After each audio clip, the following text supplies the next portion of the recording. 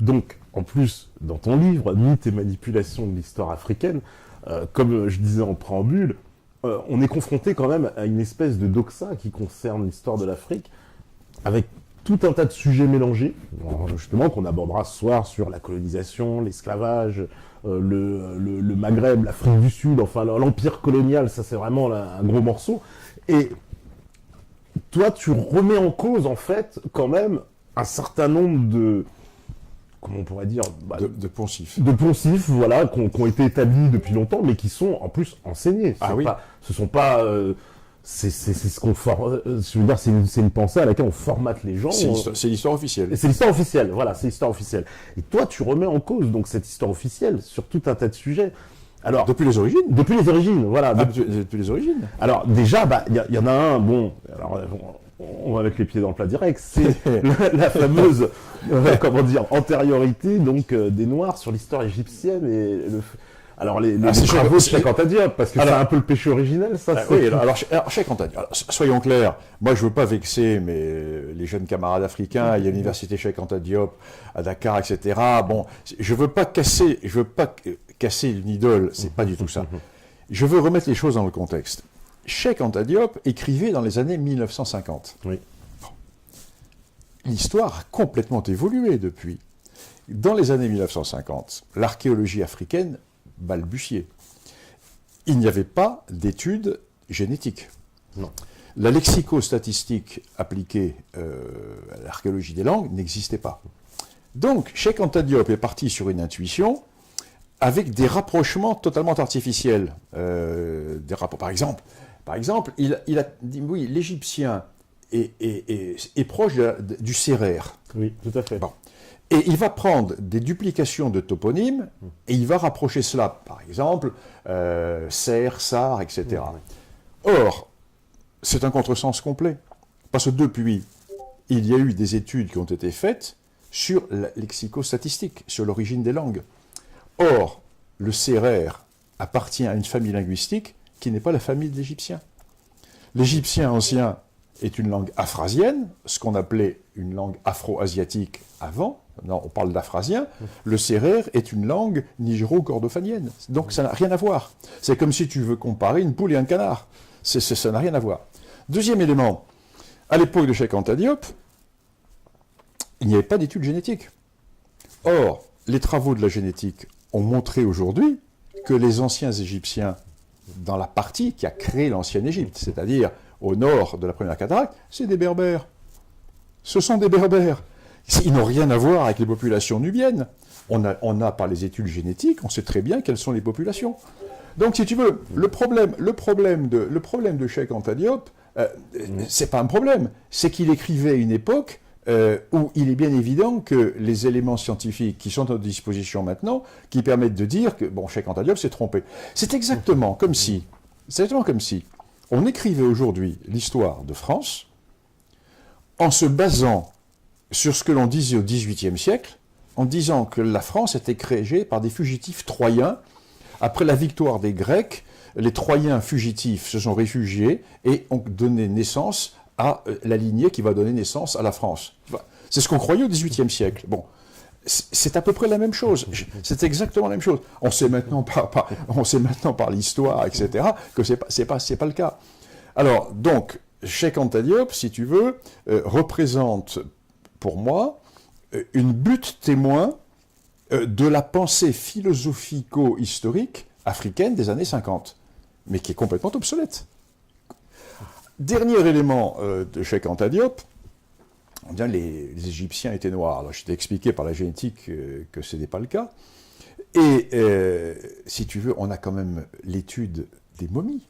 On a des milliers de momies. Nous avons les représentations. Les Égyptiens se représentaient. Et moi, dans mon livre, je publie... Quand les Égyptiens représentaient les Berbères, ils les représentaient avec des traits particuliers. Quand les Phéniciens, avec des traits sémitiques. Quand ils représentaient les Noirs, ils représentaient les Noirs. Et eux, ils se représentaient d'une manière différente. Donc, si tu veux, on a des tas d'éléments qui font que... Alors, dernier élément de Cheikh Anta Diop. Cheikh Anta Diop, et c'est là, si tu veux, où tout est mélangé. Cheikh Anta Diop dit, oui, mais de toute façon, il y a eu des pharaons noirs. Bien sûr, bien sûr. Mais attendez, remettons les choses dans l'ordre. Grosso modo, allez, à la louche, l'Égypte démarre, grosso modo, 3500 ans avant Jésus-Christ. On est d'accord.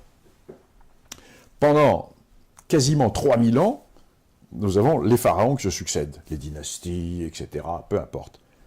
Et en 702-704 avant Jésus-Christ, pendant un siècle, effectivement, il y a une invasion nubienne qui se fait avec ce que vont appeler les pharaons noirs, qui vont ensuite... Donc, c'est comme si on te disait, dans 2000 ans, mais les Ulkapé étaient noirs, ou étaient musulmans. Parce que, regardez, dans les années 2000 et quelques, dans la banlieue parisienne, il y a des noirs et il y a des musulmans. Donc la France d'Ulkapé a été créée par des noirs ou par des musulmans. On est dans le syllogisme le plus complet, tu comprends? Alors, j'ai un grand respect pour Cheikh Anta Diop.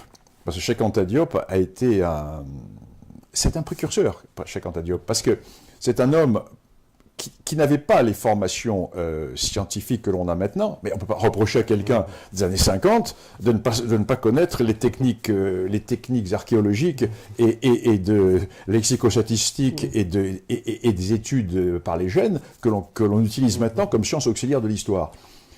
Mais il a eu, si tu veux, une idée assez géniale, qui était de montrer une sorte de globalité il a postulé une civilisation africaine. Bon, il s'est trompé. Il a postulé également que toutes les découvertes... En fait, le postulat de Cheikh Anta Diop, c'était l'Égypte a tout inventé, or l'Égypte est des Noirs. Donc, l'Afrique a apporté la civilisation. Bon, non, c'est terminé, on n'en parle plus. Alors Martin Bernal a essayé ensuite avec Black Athena de reprendre ça, mais il a été complètement liquidé par les livres de Lefkowitz, etc. Livres non traduits en français d'ailleurs. Les anglo-saxons ont fait litière. Enfin, bon, on le savait depuis toujours. Voilà pour Cheikh Anta Diop. Mais si tu veux, ce qui me frappe, c'est de voir que chez les jeunes Africains, encore, au lieu de mettre en avant ce côté pionnier et ce côté novateur de Cheikh Anta Diop, qui aujourd'hui, historiquement, est complètement obsolète, au lieu de mettre ce côté, on continue à mettre en avant les postulats scientifiques de Cheikh Anta Diop. Et là, on rend un mauvais service à l'Afrique.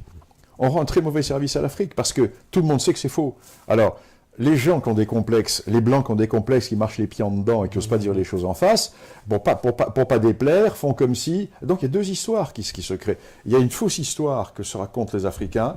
Tu sais, comme disait Mohamed Harbi, l'Algérien, il parlait de l'Algérie, mais on peut le dire pour l'Afrique, l'histoire est l'enfer et le paradis des Africains. C'est à la fois l'enfer et le paradis. L'enfer, quand scientifiquement, ils voient qu'on leur raconte des bêtises, et le paradis, quand pour échapper à ces bêtises, ils s'inventent une fausse histoire. Tu vois ce que je veux dire? Oui, tout à fait. Ça, c'est fondamental. Et ça, c'est pour un scientifique comme moi, et surtout pour un amoureux de l'Afrique comme moi, alors que l'Afrique n'a pas besoin de s'inventer une fausse histoire. Elle a son histoire. Nom de Dieu, l'Afrique, les Afriques ont leur histoire.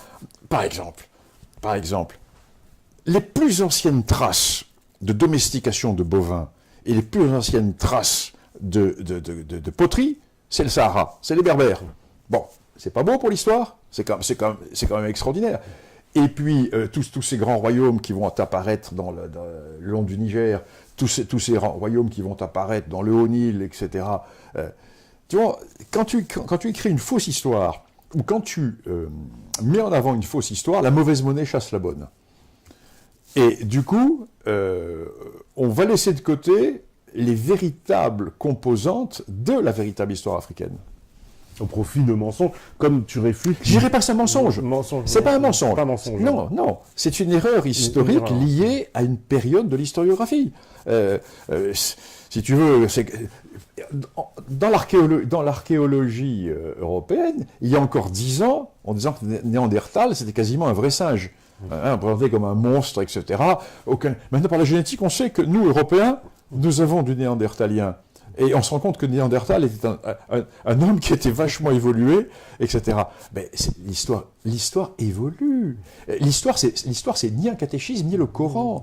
Ou alors, c'est plus de l'histoire. L'historien, c'est quelqu'un qui doit en permanence adapter ses convictions ou ses conclusions à la réalité historique. Ou alors, c'est pas un historien.